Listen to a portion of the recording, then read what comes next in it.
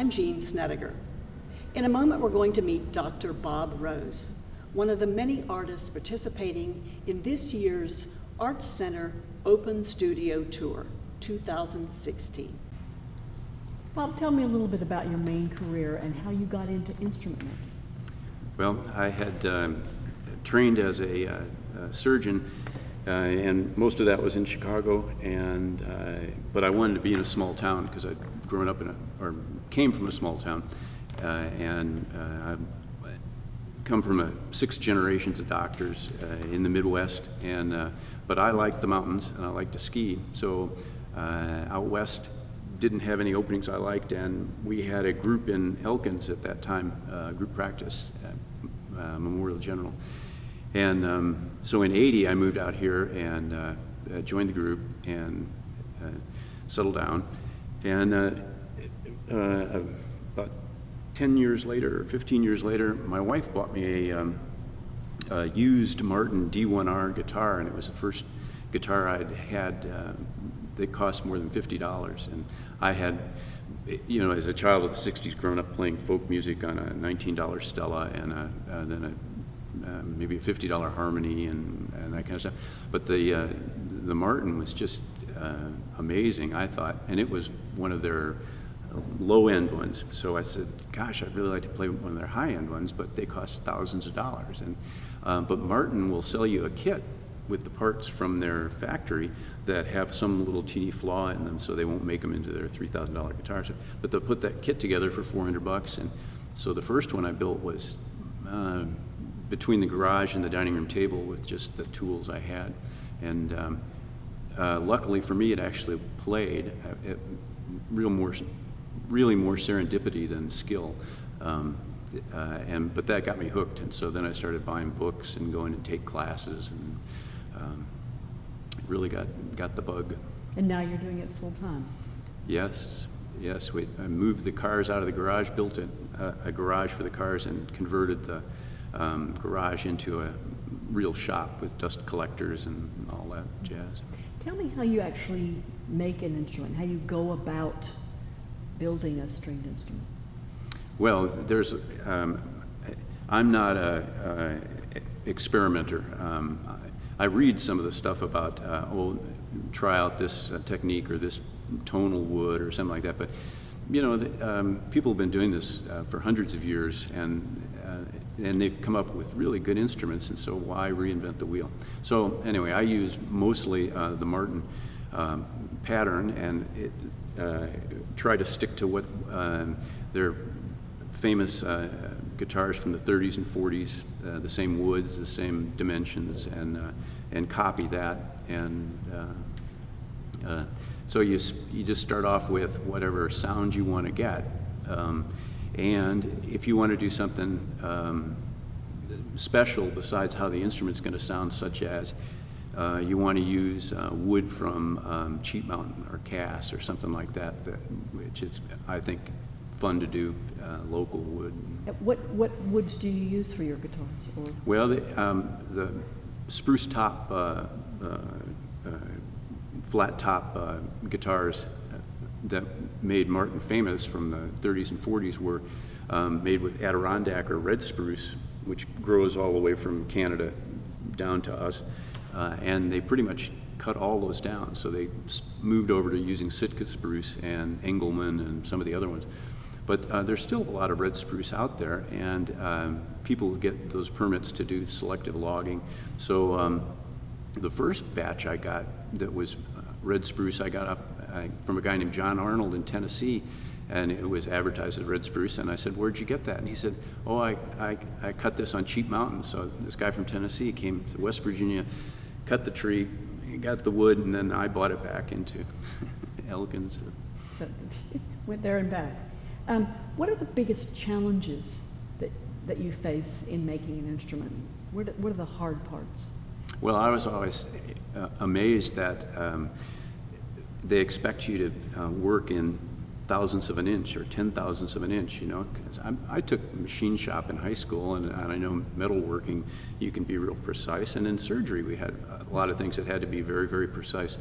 But with wood, wait a minute, this isn't this is a relatively soft material here, and we're sanding and cutting and stuff like that. But you know, if you there's some places you can fudge a little bit, but precision is not cumulative. You have to do it right each step, or in the end you can't say, oh, I came out a little bit off here, now I can correct that. You know, you got to keep on it. What about making instruments and instrument stands gives you the most pleasure? When it comes out right, because you spend a long period of time, and it's just when you're finally doing the, you know, buffing the lacquer and stuff that you really get the, it really, whoa, I'm 3 months worth of work on this thing, and at various stages you say, we're almost done. It's like when you build a house and they get it framed in, and they start, you say, we're almost done. No. the wiring, the plumbing, the drywall, yada. Well, the instruments are kind of like that. You know, you dimension sand the pieces, then you bend the sides, then you get it glued up, and you got the sound box done, and you go, almost there. Well, yeah, maybe in another 6 weeks you're almost there. Dr. Bob Rose, thank you very much. Thank you.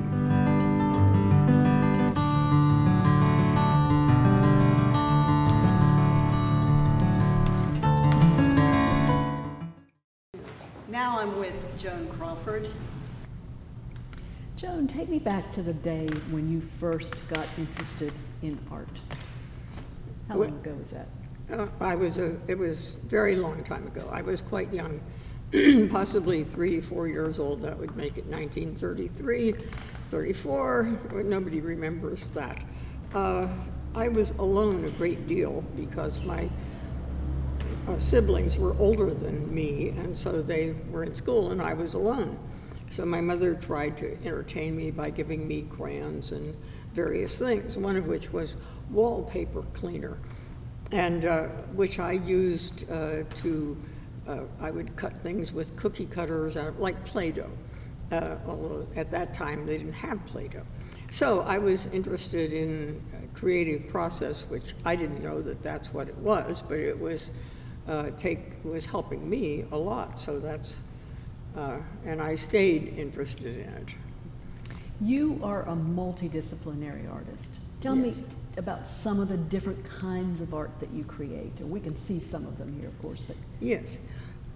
Well, I suppose I have a short attention span, so going on with anything for any length of time it doesn't excite me, so I will seek another avenue. And so I go from watercolor.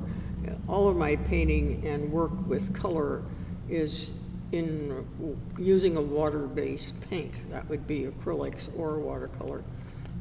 I seem to prefer that medium. But I also use saws and hammers and nails and sculpting tools and so on. And you do quite a lot of this rather intricate wood cutting. Tell me a bit about that. Well, the latest one was a table that I carved. The piece that I carved was 8 feet long by 14 inches. And the wonderful wood technology place here in Elkins put it together into a table and cut the nice piece for me out of a surprising wood sycamore, which I had no idea had such a beautiful grain. But then I carved it both with a rotozip and a router and hand carving. What are the biggest challenges that you face as an artist? Trying to figure out why I'm doing what I do. I don't know why exactly. There doesn't seem to be an easy answer. You haven't figured it out since 1933 why No, you do what you do? no. It's still a mystery. It's still a mystery in the same way that human nature is a mystery, but very fun to explore and see where it might go and what might turn up. You actually trained as an artist professionally, I'll Yes. say. Tell me about that. Well, I went to Moore College of Art in Philadelphia, where I majored in fabric design, and that was fun because you're exposed to just about everything. But I was also interested in figure drawing, which was not part of it. And because of my insatiable curiosity, I visited all other classes, or any other class that would let me sneak in. So I was exposed to illustrators and painters and costume designers and all of those things. Didn't you also go to Juilliard? I did. I was taught there. I was a costume and set designer for a few years at Juilliard, which was wonderful fun. Those who have visited your home also know that you are an accomplished stonemason and designer of all kinds of structures that you have created. Tell us a bit about that. Well, I like to sit by the river, and I'm looking at all these stones, of which there are many, many, and so I have to pick them up and see what to do with them, and various things suggest themselves, like walls and floors, but then I find an unusual stone in the shape of a butterfly or a unicorn or something, and so I have to do something with that, and I just like picking up stones. But you've also created stone towers and, Yes. and Yeah. stone castles and whatever. Yes, the stairways and yes. I'm now working on a secret garden. Now that I've told everybody, I guess it's not a secret. What about a long lifetime of art gives you the most pleasure? Being able to do it, continuing on with it, always a new challenge with every piece, and pulling up whatever resources it will take to accomplish that. And never doing the same thing over and over, except for knitting, which I also do, and gave up, because I'm compulsive. I will knit until it's finished, which is, Well, Joan Crawford, thank you very much. You're most welcome.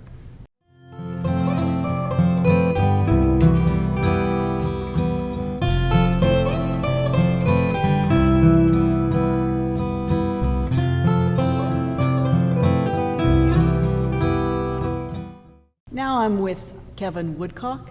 Kevin, you are interested in different types of art as well. Tell me about that. All right, I went to college at WVU and signed up for just regular art classes, not knowing what I wanted to do. And someone told me to try a printmaking class. So I tried that and I fell in love with it.